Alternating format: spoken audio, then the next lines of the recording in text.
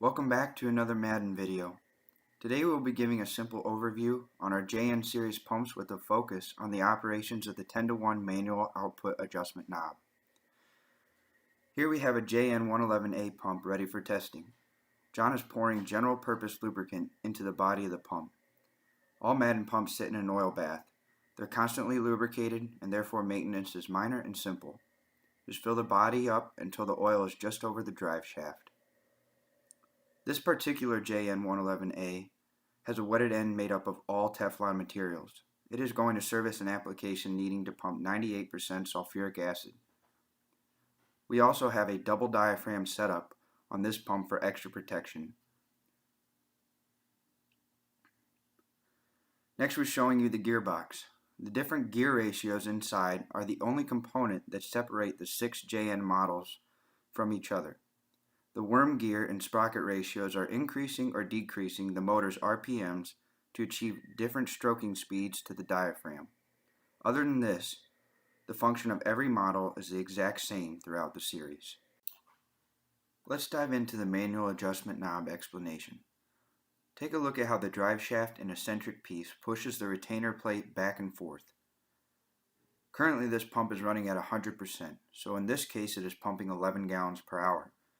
The way the manual adjustment knob affects this is through the loss of motion principle. Let's take a closer look. Inside we have a retainer plate, eccentric, and bearing. If you're not familiar with an eccentric, for simplicity's sake, think of its shape as similar to an egg. As the eccentric rotates, part of the time it will be barely pushing the plate, and part of the time it will be fully extending against the plate. This extended motion is what pushes the plate and diaphragm forward. For the diaphragm to travel back, there's a heavy-duty spring between the retainer plate and the pump body, which forces the plate and diaphragm to travel back. So to fine-tune output, we achieve this with a cam. A cam is another eccentric or egg-shaped object. When the cam is backed off or open, like this picture, it allows the retainer plate to fully follow along the bearing and eccentric for the entire 360-degree rotation, giving the piston and the diaphragm a full stroke. When we turn the adjustment knob down or close it, the cam extends forward, restricting the retainer plate's motion backwards by a certain percentage, thus decreasing the stroke length to the diaphragm, resulting in a decrease in output.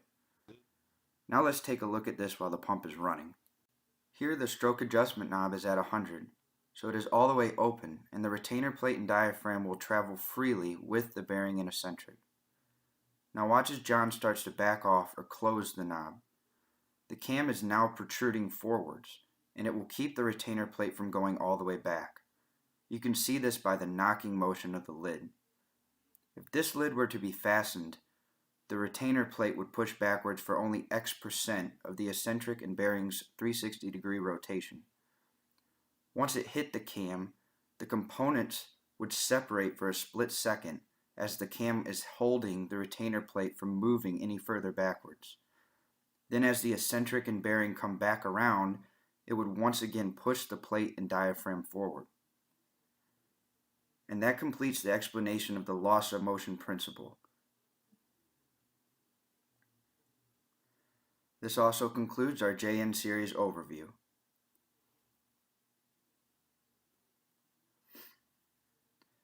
As always, feel free to email us with any inquiries or give us a call at any time.